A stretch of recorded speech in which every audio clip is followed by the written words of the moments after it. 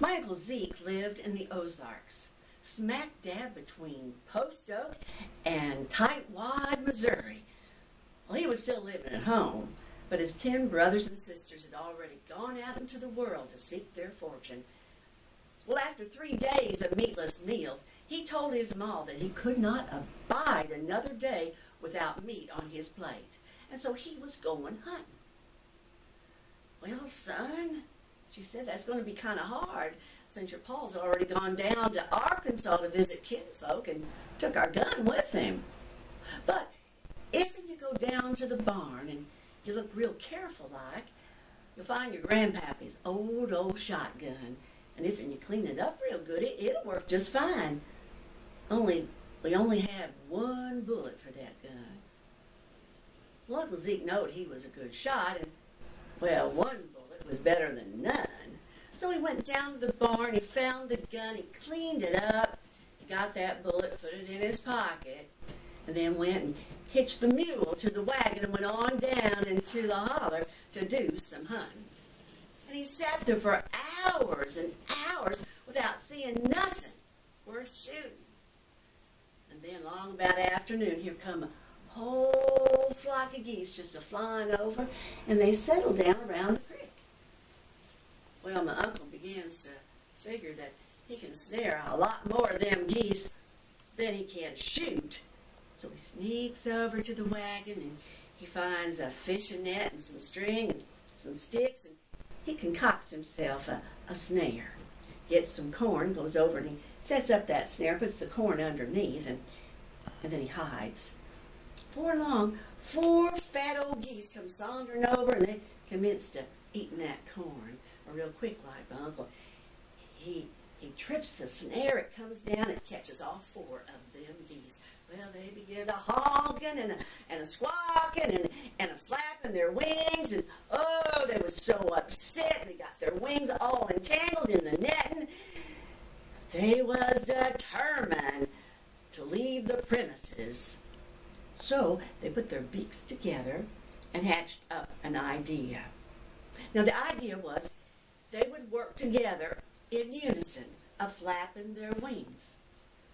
So they went a 1 and a 2 and a 3 and a 4, lift off! And they were up in the air, and they were flapping their wings and going higher and higher and carrying Uncle Zeke with them because he was holding fast to those net strings. Now he's thinking, now them geese is going to get tired directly, and they're going to put me down. Didn't work that way. They just kept flapping on, up and up, right under an old oak tree where they got all snagged and entangled in the top branches of the tree. And there's my poor uncle. He's just swinging back and forth on those net strings. And then he looks down and, well, it don't look like it too far of a drop if he misses all the rocks and the tree stumps beneath him. And so he decides to swing way over to the right and then drop. He lets go and makes his descent. And he done pretty good. He missed all the rocks and all the tree stumps but one, the tallest one. And here he comes, feet first, right into the middle of that tree stump. Well, he stuck all the way up to his chest. Pretty soon, honey begins to ooze all around him and begins to drip over the edges of that stump. And he starts to wiggle and squirm and push and pull, trying to get out of that stump. But, oh, that bee tree set up such a powerful suction, he weren't going nowhere. And he knowed it. So then he began to calculate just how long he could live on honey before his ma would worry about him and come a-looking for him. You know, there's some sounds that can't be mistaken for any other sounds in God's green earth. And one of them sounds is bear snorts. And Uncle Zeke's beginning to hear bear snorts kind of close onto his shoulder. And when that black bear slaps him in the face with her tongue, trying to lick up honey, oh, he gives a huge yell and jumps halfway out of that stump.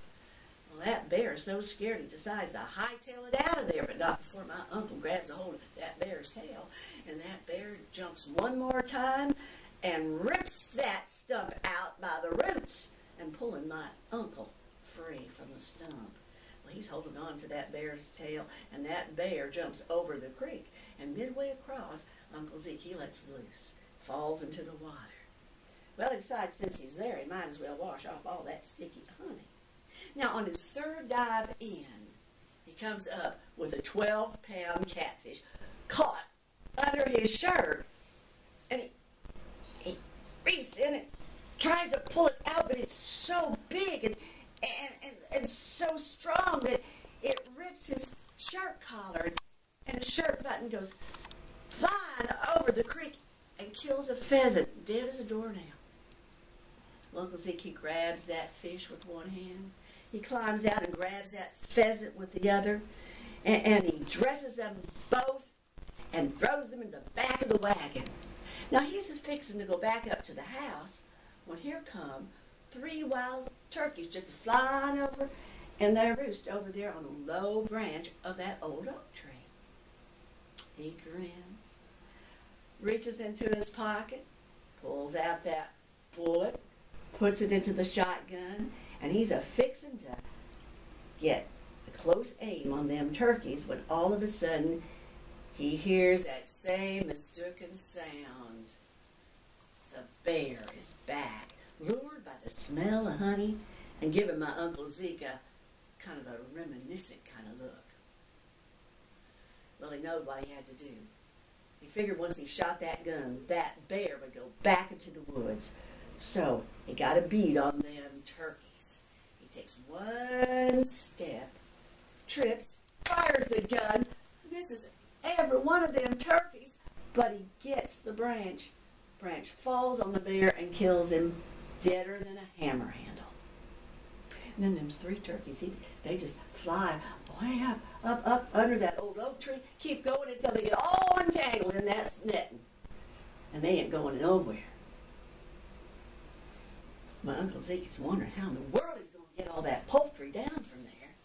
And then he remembers he's got an axe out in the wagon. Well, you don't go nowhere in the Ozarks without an axe.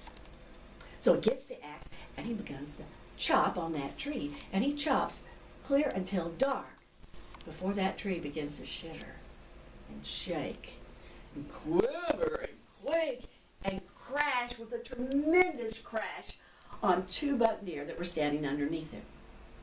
Well, then he skins the bear and the 2 buck deer by moonlight. He throws them into the wagon, and he goes over and gets that net full of fowl and throws them in the back of the wagon as well. He gets into the wagon, grabs the reins, and whoops that mule. Well, that mule's asleep.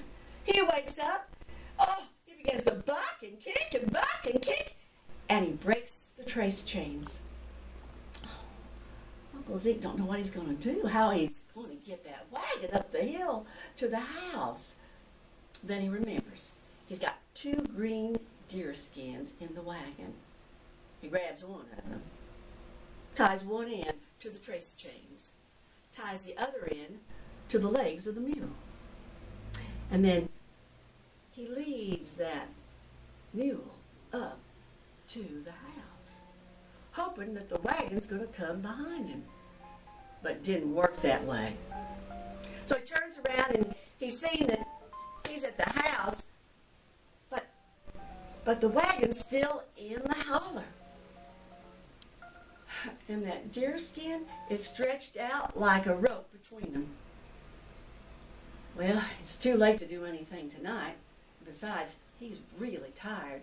So he unties the deer skin from the mule, and then he ties it tightly around the post oak in the front yard, leads the mule to the barn, climbs up into the loft, and goes to sleep. Early the next morning, the sun come out blazing hot, and it began to dry up that deer skin.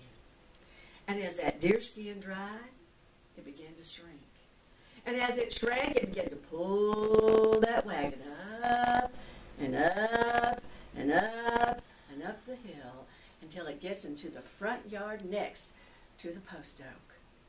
About that time, Uncle Zeke come out to wash. And his mom, hearing all the commotion, comes running out into the the yard. She seen the wagon. She puts her hands on her hips and says, "Well, land of Goshen, just look at our wagon, full of meat." "Yep," says Uncle Zeke.